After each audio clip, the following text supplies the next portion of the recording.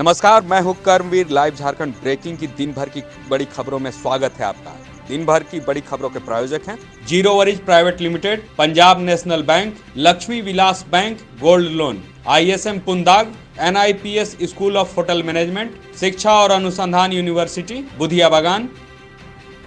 अरविंद केजरीवाल ने की दिल्ली वासियों से अपील। आपका बेटा तीसरी बार दिल्ली के CM पद की शपथ लेने जा रहा है। अपने बेटे को आशीर्वाद देने 16 को जरूर आना। केंद्रीय रेल मंत्री पीयूष गोयल ने कोलकाता में ईस्ट वेस्ट मेट्रो कॉरिडोर की शुरुआत की। विदेशी राजदूतों के कश्मीर दौरे को लेकर कांग्रेस ने केंद्र पर बोला हमला, कहा सरकार अपना चेहरा उजागर कर रही है। मुख्यमंत्री हेमंत सोरेन ने अपने आवास पर सुनी फरियादियों की शिकायत। विधवा और दिव्यांग पेंशन की शिकायतों पर त्वरित कार्रवाई का दिया निर्देश। स्वास्थ्य मंत्री बन्ना गुप्ता ने प्रेस क्लब में एम्बुलेंस सेवा की शुरुआत की। देश भर में रसोई गैस की बढ़ी कीमतों के विरोध में कांग्रेस पार्टी ने दिया धरना। रांची में धरने पर बैठी विधायक दीपिका पांडे। PM किसान योजना के तहत 25 फरवरी तक राज्य के 8 जिलों में चलेगा मिशन मोड अभियान। भाजपा सांसद निशिकांत दुबे का बड़ा बयान, कहा यदि प्रदीप यादव कांग्रेस में शामिल हुए तो गिरा देंगे हेमंत सोरेन सरकार।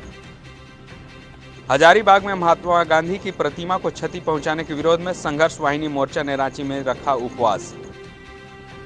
राष्ट्रीय खेल घोटाला मामले में RK आनंद की याचिका समाप्त करने पर ACB ने 27 तक दस्तावेज जमा करने का दिया आदेश।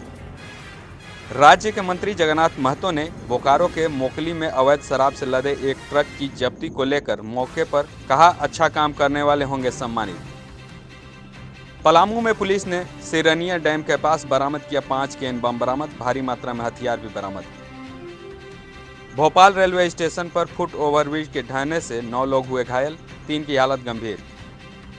झारखंड में मुख्यमंत्री के प्रेस सलाहकार बने अभिषेक कुमार पिंटू, अधिसूचना जारी। भ्रष्टाचार निरोधक ब्यूरो की टीम ने कांके अंचल के अमीन विलियम एक्का को 12,000 रुपये घूस लेते किया गिरफ्तार। खबरों में बने रहने के लिए धन्यवाद। हम फिर से हाजिर होंगे नए बुलेटिन और अपडेट के साथ।